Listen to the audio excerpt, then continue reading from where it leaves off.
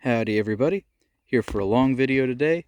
This one's going to be on propagation of walking onion. Sometimes called Egyptian walking onion, sometimes called tree onion.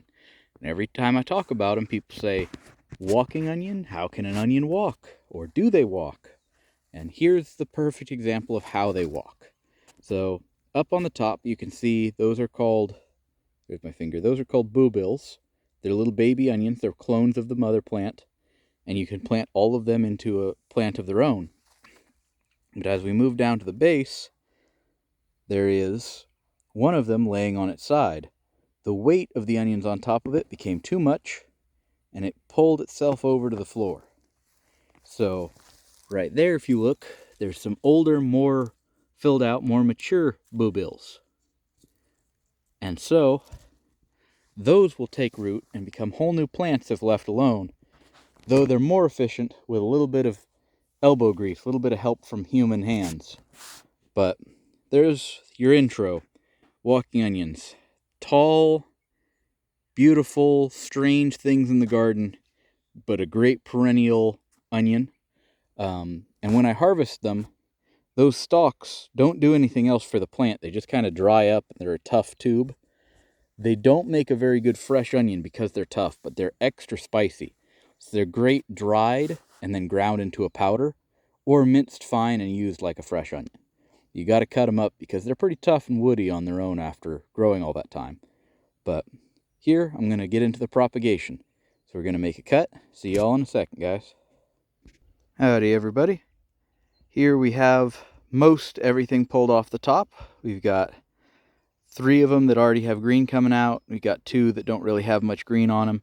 But all these are clones of the mother plant and can be planted elsewhere to get more onions. And I'm also trying something new this time around.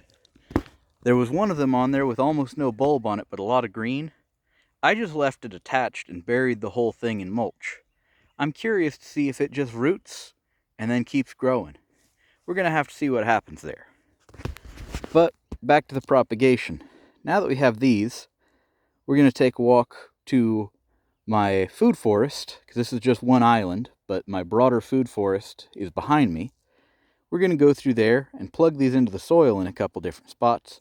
And I'll go over tips and tricks I've found to help improve my survival ratings of these. And while we're out there, I'll bet we'll find another to harvest as well. Talk about a bit more then. So let's go on that walk. All right, everybody. So here we are at one of my new trees for this year. This one is one of my Tillamook, or Carmine, I believe they're the same variety, Goomyberry. It has nothing really going around it now because it's its first year. It hasn't got a guild built around it yet. But over there's a comfrey I put in next to it. And then I put one of the walking onions in next to it already. And then I dug another hole as an example. So what we're going to do is take this one with this really long tail that tells me it's going to get plenty of sunshine no matter how deep I get it in. And I pushed a hole in the soil.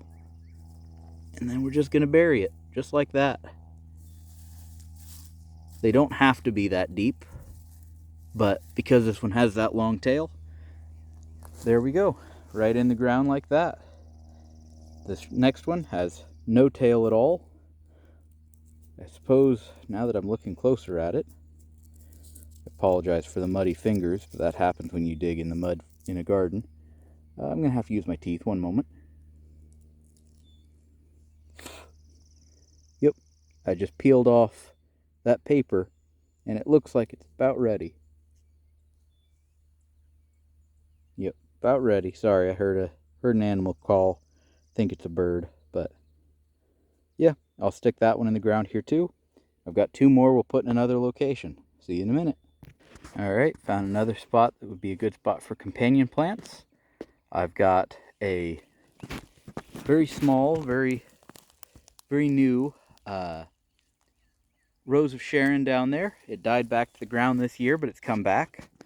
I surrounded it with garlic to try to keep pests off of it. And if you look, the garlic now have scapes on it.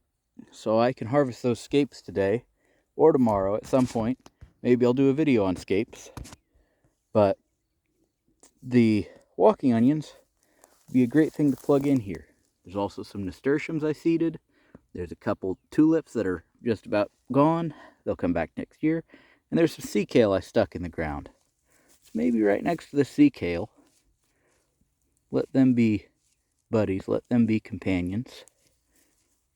Stick that right into the ground. Sorry, I know I'm a little out of focus, but hopefully you can still see it.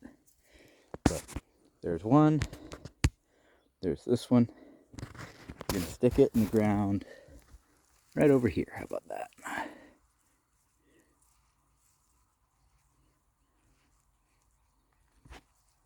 There we go. And now we're going to walk back a little ways. I saw a bunch of these that looked ready to harvest. Actually, no, I'll show you just how close everything is. We're going to just turn around and walk in to the garden. Oh, my goodness, I didn't know the nigella was in bloom yet. Beautiful little sneak peek on that. I'll do a video on nigella soon. But some gorgeous nigella, one of my mom's absolute favorites. And we're going to walk just a little ways around to this strawberry patch with bee balm. There's a beautiful cherry tree that looks like the deer have eaten almost all the leaves off of. And big bluebills. Bigger than the last ones. Don't know what it is that these were happier. Maybe more sun, but yeah. So we're going to stop here, harvest a bunch of these, and just keep spreading them all through the food forest. I also have some people who have made it clear they're interested in buying some. These bluebills do ship pretty well as long as I harvest and ship them quickly. So if you're interested in them, let me know. I can ship some through my Etsy. I don't have a food handler's permit, so I can't condone eating anything that you buy from me yet. That will change if I put anything up that's actual food. But right now, I can sell seed material within the United States. So, there you go. I'll take a cut, and I'll show you guys what I get out of a couple of these. Here we go. Alright, here we are. I only harvested 2 of them, and I've got more than I can count right here. So, we're going to walk around, plant these, and then I'm going to come back, and I think I'll talk about how I cook with the tubes afterwards, just as a little bonus at the end. So stick around if you're still here and you want to learn about that. But we're going to make a cut and start planting in the next spot. All right, we dropped some in by this asparagus and by this echinacea that's barely starting to come into flower. There's one of them right there. Still got a handful of them. So we'll just move on to the next one. Here we go. Here we go. We've got garlic over there, and that's probably why this sea kale is doing so well. But we're going to add some more protection to it by adding in some of these. Here we go. All right. Right up close to it. There's one. There's one. Just plugging them in all over the place. I got one more spot in mind, and then we'll move on to the eating portion. See y'all in a minute. All right. Right here by my new medlar tree. It doesn't have much around it other than taters. So what we're going to do, just plug one of these in to the mulch. Right there is a egg that is long since gone. It feels like it's empty even. We're just going to cover it in mulch. And the egg we're just going to smash. Drop that calcium onto the ground. There we go. See y'all in a minute. We'll start talking about how to eat them. Goodbye. Alright, here we are with that last thing I promised. Segment on eating them. So these are the tops of where I've plucked them off. These are just a fairly tough, fairly stiff tube that I break off at the bottom. It is, if I squeeze it, it's fairly tough. It's got fluid on the inside. And it's intensely hot for an onion. Had to bite off the tip.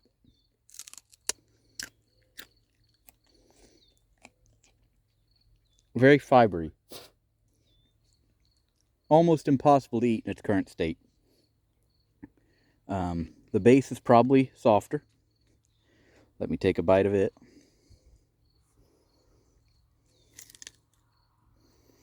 Softer, sweeter, hotter, but it's still very, very hard. Yeah.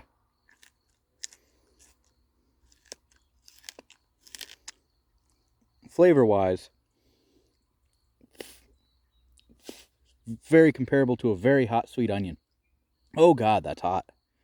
Burns. But as you can see, it's very fibrous.